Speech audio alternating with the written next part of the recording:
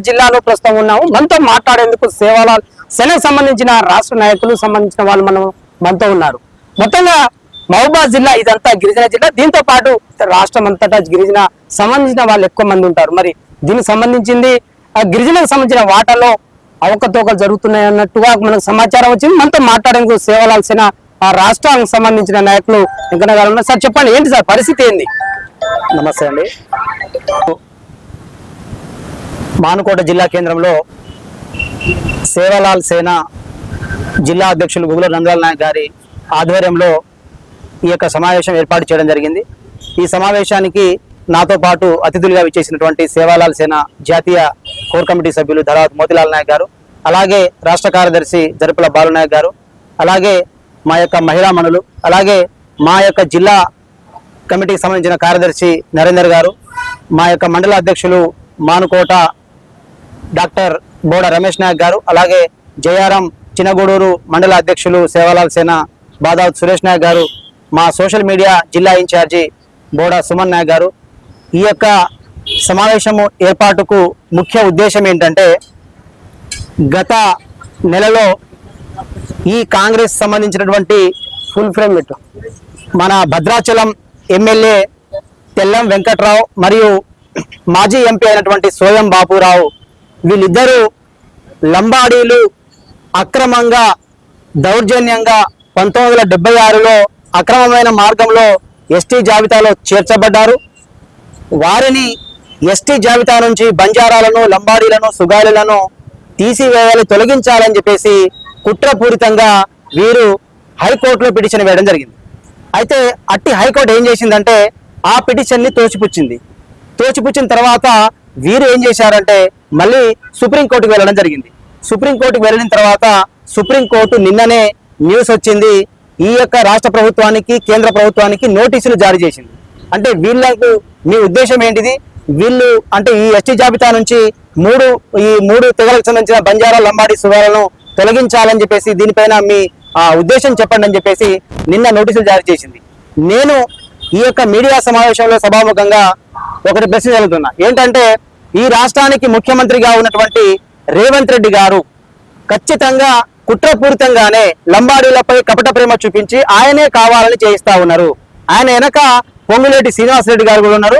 వీళ్ళిద్దరూ కలిసి కావాలని లంబాడీలను అంటే కలిసిమెలిసి ఉన్నటువంటి అన్నదమ్ములుగా బతుకుతున్నటువంటి గిరిజన సోదరులు ఏవైతే ఉన్నారో 33 తెగలుగా కలిసిమెలిసి ఉన్నటువంటి మా యొక్క గిరిజన తెగల మధ్య చిచ్చు రేపడానికే ఈ యొక్క ముఖ్యమంత్రి రేవంత్ రెడ్డి గారు కావాలని ఈ కుట్రపూరితంగా వాళ్ళతోనే, ఎందుకంటే ఒక ముఖ్యమంత్రిగా మీరు ఉన్నప్పుడు మీ యొక్క ఎమ్మెల్యే తెల్లం వెంకట్రావు ఎలా కేసుకెళ్తారు, ఎలా కోర్టుకెళ్తారు, మరి మీకు తెలియకుండా జరుగుతుందా, మీ కనసనలో జరుగుతుందని చెప్పేసి మేము ఆరోపిస్తున్నాము. చిన్న విషయం అయితే మొత్తంగా అయితే నియోజకవర్గాల్లో సంబంధించిన ఎస్టీ రిజర్వ్ గారి ఎమ్మెల్యేలు చాలా మంది ఉన్నారు, మన గిరిజనకు సంబంధించిన వాళ్ళు. మరి వాళ్ళు నిద్రపోతున్నారా? వాళ్లకు చీము నెత్తురు గనక ఉంటే ఈ రాష్ట్రంలో ఉన్నటువంటి నా లంబాడీ జాతిలో పుట్టినటువంటి ఎంపీ ఎమ్మెల్యేలకు అందరికీ సవాల్ విసురుతున్నా, మీరు జాతిలో పుట్టినట్టయితే, మీరు జాతి బిడ్డలని, మీరు నిజంగా జాతి బిడ్డలే అయితే ఖచ్చితంగా అది పార్టీలకు సంబంధం లేకుండా ఎవరైతే మన మీద కోర్టు దాకా వెళ్ళారో వాళ్ళను రివ్యూ పిటిషన్ వేపిస్తారా, లేకపోతే మీరు ముఖ్యమంత్రి దగ్గరికి తొత్తులుగా ఉంటారా, లేదా జాతి బిడ్డలుగా మీరు నిలదొక్కుంటారా అని చెప్పేసి. ఎందుకంటే మీరు రాజకీయ భవిష్యత్తు కోసం చేస్తున్నారేమో కానీ రేపు పొద్దున ఏ పార్టీ అయినా కావచ్చు, నేను చెప్తున్నా ఇక్కడ నుంచి మీరు బీఆర్ఎస్ అయినా, బీజేపీ అయినా, కాంగ్రెస్ అయినా, లేదా ఇతరత్ర పార్టీలో ఉన్నటువంటి నా లంబాడీ రాజకీయ నాయకులారా, ఖచ్చితంగా మీరు దీనిని కనుక ఖండించకపోతే రేపు మన జాతి ఉనికికే ప్రమాదం అవుతుంది. కాబట్టి మీరు గనక దీన్ని ఎక్కడికక్కడ ఖండించకపోతే, కేవలం సంఘాలుగా మేం కాదు, ఖచ్చితంగా రాజకీయ పార్టీలో ఉన్న ప్రతి లంబాడి బిడ్డ దీన్ని ఖండించాలి. లేకపోతే రేపు మీరు రాజకీయ రంగ ప్రవేశం చేస్తే మీ పుట్టగతులు లేకుండా చేస్తామని చెప్పేసి రాజకీయ లంబాడీలంగా నేను హెచ్చరిస్తా ఉన్నాను. మొత్తంగా చూడొచ్చండి, సేవలాల్ సేనకు సంబంధించిన వాళ్ళే పూర్తి స్థాయిలో ఎక్కడున్నా కూడా ఏ సమస్య, గిరిజనులకు సమస్య వస్తే వాళ్ళే నిలబడతా ఉంటారు. మరి మిగతా వాళ్ళు ఎస్టీ రిజర్వేషన్ లో లేరా? వాళ్ళు మా నంబరోళ్ళు గారా? మిగతా ఉన్న సంఘాలు మిగతా సంఘాలు ఉన్నారు, అందరూ సరే వాళ్ళ వేలో వాళ్ళు నిరసన తెలుపుతారు. కానీ నేను కోరేది ఏంటంటే లంబాడి ఉద్యోగులకు చెప్తున్నా, ఇది కేవలం జాతి సమస్య కాబట్టి దీనికి సంఘాలే స్పందించాలని లేదు. మీరు రిజర్వేషన్ పొంది లంబాడి జాతిలో పుట్టి ఎంతో కొంత రిజర్వేషన్ పొంది మీరు ఇప్పుడు ఆ రిజర్వేషన్ ఫలాలను పొందుతా ఉన్నారు, అనుభవిస్తా ఉన్నారు. మీరు పోలీస్ డిపార్ట్మెంట్ కావచ్చు, టీచర్లు కావచ్చు, డాక్టర్లు కావచ్చు, ఏ విధంగా ఉద్యోగస్తులైనా కూడా మీరు ప్రభుత్వ ఉద్యోగులుగా నిలదొక్కున్నారంటే లంబాడి బిడ్డలుగానే రిజర్వేషన్ పైనే మీకు ఫలితాలు పొందుతున్నారు. కాబట్టి మీరు కూడా ఎక్కడికక్కడ ఖండించాలి. ఏదో మీ పదవులు పోతాయనో మీరు మరి భయపడితే రేపు పొద్దున రాబోయే పెద్ద ప్రమాదం ఉంది. ఎందుకంటే మనం గమనించినాం, రాత్రికి రాత్రే కరోనా టైంలోనే మేము నిరసన తెలుపుతున్నా కూడా రాత్రి రాత్రి మనం తెలియకుండా జియో నెంబర్ 3ని కొట్టిపారేశారు. అప్పుడు కూడా మనం ఏం చేయలేకపోయినాం. రేపు పొద్దున ఇదే జరుగుతుంది. కాబట్టి ఖచ్చితంగా ఏ స్థాయిలో ఉన్నటువంటి ఆ యొక్క లంబాడి ఉద్యోగులైనా, ఏ రాజకీయ నాయకుడైనా పార్టీలను పక్కన పెట్టి వాళ్ళ ఉద్యోగాలను పక్కన పెట్టి జాతి కోసం పనిచేయండి. జాతి కోసం మేలు కోల్పోకపోతే రేపు పొద్దున భవిష్యత్తులో ప్రమాదం ఉంటుంది అని చెప్పేసి హెచ్చరిస్తా ఉన్నాను. సార్, రేవంత్ రెడ్డి గారు ఇప్పుడు ప్రధానంగా గిరిజనులకు అనగతొక్కాలని ఎందుకు అనుకుంటున్నారు? గిరిజనులకు రేవంత్ రెడ్డి కుట్రపూరితమైనటువంటి ఎందుకు ధోరణి అవలంబిస్తారంటే, ఆయన లగచర్లలో ఆ యొక్క భూములపై లంబాడి భూములను దోచుకున్నప్పుడు, లంబాడి భూముల జోలికి వెళ్ళినప్పుడు అక్కడ లంబాడీలకు లడాయి జరిగింది. ఆ లడాయిలో చాలా మంది లంబాడి బిడ్డలను జైలు పాలు వెళ్ళడం జరిగింది. కావాలని అక్కడ భూమిపైన గొడవ చేసిన లంబాడీలే. కాబట్టి ఈ యొక్క లంబాడి లడాయిని రాష్ట్ర వ్యాప్తంగా వీళ్ళు ఫేమస్ చేసుకున్నారు. అంటే రాష్ట్ర వ్యాప్తంగా దీన్ని ఇష్యూ చేసిరని చెప్పేసి అదే కుట్ర రేవంత్ రెడ్డి గారు పూనుకొని కావాలని వాళ్ళ యొక్క ఎమ్మెల్యే తెల్లం వెంకట్రావుతోని, సోయం బాబురావుతోని లాలూచి పడి వాళ్ళతోని మాట్లాడి ఆ యొక్క కేసును సుప్రీంకోర్టు దాకా తీసుకుపోయిండు. రేపు మీకు ఖచ్చితంగా నోటీసులు ఇచ్చింది. కాబట్టి మీరు మీ వైఖరి ఏంటి? రేవంత్ రెడ్డి గారు మీ వైఖరి ఏంటి? లంబాడీలపై మా ఎస్టీ జాబితా నుంచి లంబాడీని తొలగించాలంటున్నారు. మీ వైఖరి ఏంటిది? మేము అక్రమమైన మార్గంలో రాలేదు.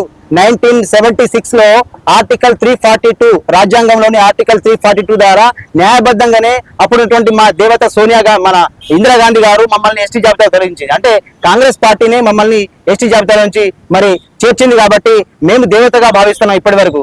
అదే విధంగా మొన్న జరిగినటువంటి ఎలక్షన్ లో ఉమ్మడి రాష్ట్రంలో ఉన్నటువంటి అన్ని ప్రాంతాల్లో ఉన్నటువంటి మా లంబాడి బిడ్డలు ఏకపక్షంగా ఉండబట్టే మీరు ఈ విధంగా మీరు ఈ ముఖ్యమంత్రి స్థానంలో కుర్చీలో కూర్చున్నారు.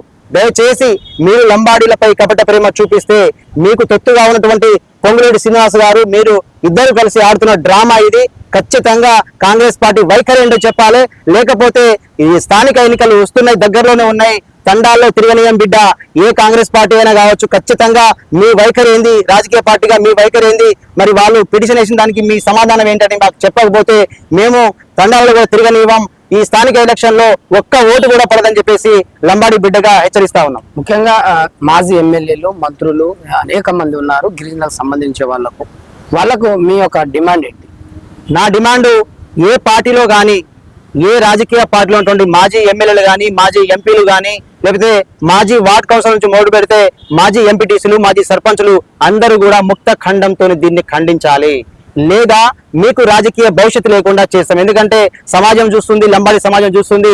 చాలా ఇంతవరకు గత ప్రభుత్వంలో కూడా కేసీఆర్ గారు ముఖ్యమంత్రిగా ఉన్నప్పుడు కూడా లంబాడీలపై ఇదే విధంగా సోయం బాబురావు చేసిండు.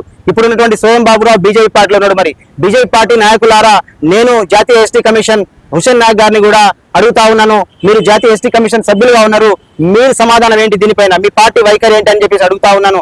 ఖచ్చితంగా దీనిని రాజకీయ పార్టీలు ఉన్నటువంటి మాజీలు కావచ్చు, తాజాలు కావచ్చు, ఎవరైనా కూడా దీన్ని ఖండించాలి. లేకపోతే మీరు మాజీలుగా ఉన్నారు, రేపు పొద్దున మళ్ళీ రాజకీయంలోకి వస్తారు, మళ్ళీ అదే లంబాడి ఓట్ల మీద ఆధారపడతారు. కాబట్టి అప్పుడు మేము బుద్ధి చెప్పక తప్పదని చెప్పేసి హెచ్చరిస్తా ఉన్నాం. దీన్ని బట్టి బిల్లయ్య నాయక్ ని తొక్కేసిన పరిస్థితి ఇది. ఇలాంటి రేవంత్ రెడ్డి ఉన్న ముందుటి మీ మాటలు వింటా ఉంటే అదే కనబడ్డది. మరి బిల్లయ్య నాయక్ పరిస్థితి ఏంది? అలా ఇలాంటి మాటలు మాట్లాడేటప్పుడే రేవంత్ రెడ్డి దాని అనుగుణంలో తీసుకొని తను పక్క పెట్టిన పరిస్థితి. మరి బిల్లయ్య నాయక్ గురించి ఒక 2 నిమిషాలు. పక్కన పెట్టినా కూడా బిల్లయ్య నాయక్ గారు స్వతహాగా స్వచ్ఛందంగా జనాల కోసం పనిచేయాలి, లంబాడి బిడ్డల కోసం పనిచేయాలి. పార్టీని పక్కన పెట్టి నీకు ఎంత పెద్ద పదవైనా ఉండని అది పక్కన పెట్టి నా లంబాడి బిడ్డకు అన్యాయం జరిగితే అక్కడ కూర్చోవాలి. ఇది పార్టీ, రాజకీయ పార్టీని పక్కన పెట్టి కూర్చోవాల్సింది. ఇప్పుడు ఈ యొక్క రివ్యూ ఏదైతే పిటిషన్ అయితే వేశారో, నోటీసులు ఏదైతే ఇచ్చారో కేంద్ర రాష్ట్ర ప్రభుత్వానికి వాళ్ళ వైఖరి తెలుపమని నోటీసులు ఇచ్చారు. కాబట్టి దీనిపైన కూడా బిల్లయ్య నాయక్ గారు సీనియర్ నాయకులు, లంబాడి హక్కుల పోరాట సమితి వ్యవస్థాపకులు కాబట్టి ఆయన కూడా దీనిపై స్పందించాలి. ఎందుకంటే మనం సక్రమంగా వచ్చినామా, అక్రమంగా వచ్చినామా అని అంటున్నారు. కాబట్టి మనం సక్రమమైన మార్గంలో మన దగ్గర ఉన్నటువంటి ఆధారాలు, ఇక్కడ మాజీ ఎంపీ సీతారాం నాయక్ గారు కూడా ఉన్నారు, వారు కూడా దీనిపై స్పందించాలి. ఖచ్చితంగా మన దగ్గర ఉన్నటువంటి ఆధారాలతోనే మనం కూడా ఆ యొక్క కోర్టు వాళ్ళు ఇచ్చినటువంటి పిటిషన్ ని సవాల్గా మనం రీపిటిషన్ ఇవ్వాలని చెప్పేసి హెచ్చరిస్తా ఉన్నాం. ఒకసారి నందలాల్ నాయక్ ఇవ్వండి ఒక 2 నిమిషాలు. ఆయన ఒక 2 నిమిషాలు మాట్లాడుతున్నాం. అనేక సంవత్సరాల నుంచి గిరిజన సమస్యల మీద పోరాడుతున్నాము. కానీ ఇంతకుముందు బీఆర్ఎస్ పార్టీ 9 సంవత్సరాల పరిపాలన ఉన్నప్పుడు కూడా స్వయం బాబురావు అనే వ్యక్తి అప్పుడు కోర్టులో ఎక్కారు. ఈ జీవో నెంబర్ 3ని తీసేయాలి, స్థానికులుగానే అందరికీ సమానంగా ఇవ్వాలి ఉద్యోగాలు అని చెప్పేసి అడవిలో వీళ్ళు లేరు, బంజారాలు లేరు, మేము మాత్రమే అడవి బిడ్డలము, మేము మాత్రమే గిరిజనులము, వీళ్ళు కాదు అని చెప్పేసి అప్పుడే ఆయన కోర్టులో పిటిషన్ వేశారు. కానీ మేమే గిరిజనులం అని చెప్పేసి ఎప్పుడే ఆయన కోర్టులో పిటిషన్ వేశారు. అప్పటికి మా సంఘాలు కానీ సంఘ నాయకులు కానీ అన్ని కుల సంఘాలు ప్రజాప్రతినిధులకు, ఎమ్మెల్సీలకు, ఎమ్మెల్యేలకు, మంత్రులకు అప్పటికే రిప్రజెంటేషన్ ఇచ్చాము. సార్ మీరు ఇప్పటికైనా మేల్కొనండి, వాళ్ళు ఇప్పటికే కోర్టుకు ఎక్కారు, ఇది ఎట్లాగో పోయేటట్టు ఉందని చెప్పేసి గిరిజన ప్రాంతంలో ఉన్న టీచర్లు కానీ గిరిజనులు కానీ బంజారాలు కానీ అందరూ ఎంత వేడుకున్నా కూడా బీఆర్ఎస్ పార్టీలో ఉన్న నాయకులు కానీ ఎమ్మెల్యేలు కానీ ఎంపీలు కానీ మంత్రులు కానీ నిమ్మకు నీరెత్తినట్టుగా ఉండి జియో నెంబర్ 3 తీసేసినంత వరకు హాయిగా నిద్రపోయి ఇప్పుడేమో అయ్యో పాపం జియో నెంబర్ 3 పోయిందా, అరే బాబు మీరు రండ్రా అని చెప్పేసి అందరినీ దగ్గర తీసుకొని మళ్ళీ పార్టీకి అతీతంగా మీరు రావాలి, మాకు సపోర్ట్ చేయాలి, మేము మళ్ళీ పోరాడతాం అని చెప్పేసి ఏం లేకుండా చేశారు. మళ్ళీ ఇదే తరహాలో స్వయం బాబురావు, తెల్ల వెంకటరావు గారు ఇద్దరు కలిసి అసలు ఎస్టీ నుంచే తీసేయాలి లంబడోళ్ళని చెప్పేసి బంజారాలు కారు వీళ్ళు మళ్ళీ దాంట్లో ఉండకూడదు, వీళ్ళు వేరే రాష్ట్రాలు వేరే రకంగా ఉండాలని చెప్పేసి హైకోర్టులో వేశారు. హైకోర్టులో వేసిన తర్వాత హైకోర్టు దాన్ని తోసిపుచ్చితే దాన్ని అక్కడి నుంచి మళ్ళీ సుప్రీంకోర్టుకి వెళ్ళారు. అప్పటికి ఇప్పుడు ఉన్న కాంగ్రెస్ ప్రభుత్వంలో ఇదే లంబడోళ్ళ ఓట్లతో గెలిచిన కాంగ్రెస్ ప్రభుత్వము మళ్ళీ కావాలని రేవంత్ రెడ్డి గారు కానీ పొంగులేటి శ్రీనివాస్ రెడ్డి గారు ఈ తెల్ల వెంకటరావును స్వయం బాబురావుని అడ్డు పెట్టుకొని కావాలని ఆడుతున్న నాటకం ఇది ఏం చేయదు. ఇది కానీ ఇప్పటికైనా మేల్కోనండి మన ప్రజాప్రతినిధుల ద్వారా. ఇంతకుముందు బీఆర్ఎస్ చేసిన తప్పును మళ్ళీ కాంగ్రెస్ చేయకండి. ఈసారి వాళ్ళకైతే బుద్ధి చెప్పినట్టుగా మళ్ళీ మీకు బుద్ధి చెప్పాల్సి వస్తుంది. కాబట్టి మీరు ఇప్పటికైనా మేల్కొని ఆ కోర్టులో ఉన్న రివ్యూ పిటిషన్ ఏదైతే ఉందో దాన్ని ఆల్టర్నేట్ గా మనం ఇంకో పిటిషన్ వేయాలని చెప్పేసి నాకు డిమాండ్. అయితే ఇంకా సంబంధించిన మూడో నేత మనకు కోర్ కమిటీ సభ్యులు మోట్లా నాయక్ ఉన్నారు. వాళ్ళ మాటలో కొన్ని విషయాలు తెలుసుకున్నాం. గిరిజనులకు జరుగుతున్న అన్యాయం ఏంటి అనే దాని మీద పూర్తి డీటెయిల్స్ లోకి వెళ్ళి వారి మాటల్లో 2 నిమిషాలు చెప్పండి సార్, ఏంటి పరిస్థితి చెప్పండి, మీరు మాట్లాడండి. ఈరోజు సమావేశము ఇక్కడ స్థానిక జిల్లా అధ్యక్షుడు నందలాల్ గారి నాయకత్వంలో జరుగుతున్న ఈ సమావేశంలో ముఖ్య ఉద్దేశం, గతంలో కూడా 2016-17లో కూడా ఇదే స్వయం బాబురావు కావచ్చు, ఈయన వెంకట్రావు ఇప్పుడు ప్రజెంట్ ఎమ్మెల్యే తెల్ల వెంకట్రావు గారు అందరూ ఏంటంటే గిరిజనుల మీద విష ప్రచారాన్ని, గిరిజనులను విచ్ఛిన్నం చేయడానికి ఇక్కడ లంబాడీల మీద విష ప్రచారాన్ని చేస్తున్న ఈ ఎమ్మెల్యే ఎంపీ ఖబర్దార్.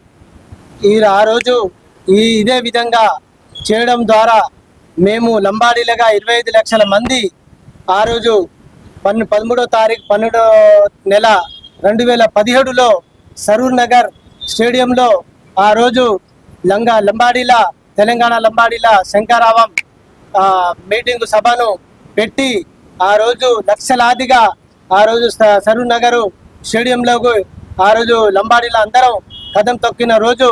ఆ రోజు నుంచి ఈ రోజు వరకు ఎవరు కూడా ఏ మాట మాట్లాడకుండా ఈ రోజు మళ్ళా కాంగ్రెస్ ప్రభుత్వం వచ్చిన తర్వాత ఇలాంటి విష ప్రచారాన్ని ఎవరు కూడా లంబాడీలు ఎవరు నమ్మొద్దు. వాళ్ళని ఈ రోజు వరకు కూడా ఇట్లాంటి చేయడం అనేది చాలా అందరికీ బాధాకరమైన విషయం. లంబాడీల ఆత్మగౌరవాన్ని ఎవరు కూడా కించపరిచే విధంగా మాట్లాడితే ఖబర్దార్ అన్నట్టు అందరూ ఈసారి ఇంకా సరూర్ నగర్ కాదు 25 లక్షల మంది దాదాపుగా అందరం కదం తొక్కి ఎవరిని కూడా సహించే పరిస్థితి లేదని చెప్పేసి నేను ఇప్పటికైనా ఈ ప్రభుత్వం స్పందించి ఎక్కడికక్కడ స్పందించి వాళ్ళ వైఖరిని తెలియజేయాలని చెప్పేసి, లేదంటే రాబోయే కాలంలో లంబాడీల సత్తా ఎంతో ఈ ప్రభుత్వానికి చూపిస్తామని చెప్పేసి బుద్ధి చెప్తామని చెప్పేసి నేను ఈ సమావేశంలో చెప్పడం జరుగుతుంది.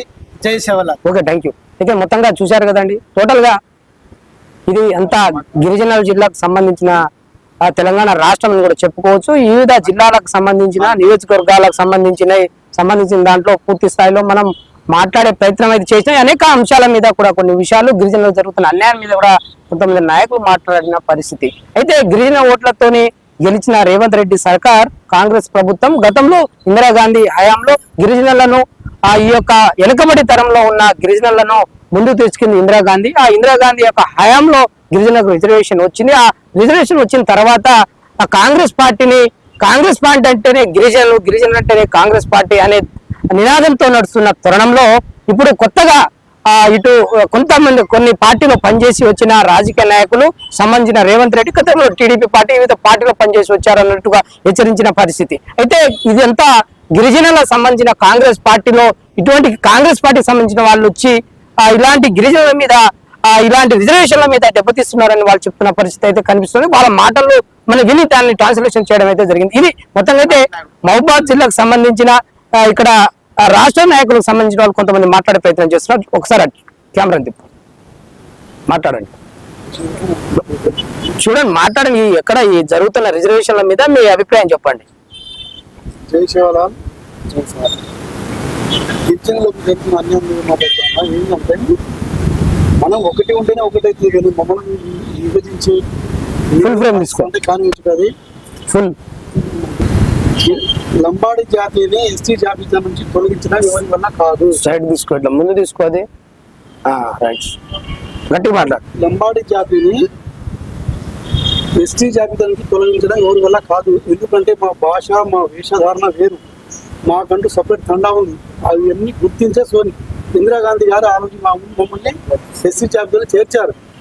ఇవన్నీ గుర్తించకుండా మీ యొక్క రాజకీయ స్వార్థం కోసం, మీ యొక్క మెప్పు పొందడం కోసం, మీ మీద నిగ్రహణ కోసం గిరిజనులు ఇబ్బంది పెడితే మాత్రం సహించరు. మీకు రాజకీయ పుట్టగతులు ఉండవు. నేను ఒకటే చెప్తా ఉన్నా, ఈ కాంగ్రెస్ ప్రభుత్వానికి కానీ ఏ ప్రభుత్వంలో ఉన్న పర్లేదు, ఏ పొలిటికల్ లీడర్ అయినా పర్లేదు, దయచేసి నమ్మడం మీద ప్రయోగాలు చేయకండి. మీరు అంతగా చేయదలుచుకుంటే మీరు సాధ్యమైన పని చేయండి, కానీ ఈ పనికి రాని అల్లపల్ల మాటలు, చిల్లర మాటలు దయచేసి మాట్లాడద్దు. మీకు రాజకీయ భవిష్యత్తు ఉండదని మనం కరాఖంగా చెప్తా ఉన్నాం. సేవలాల్ సేవ తరఫున ఇది స్పెషల్ ఇంటర్వ్యూ మహబూబాద్ జిల్లా.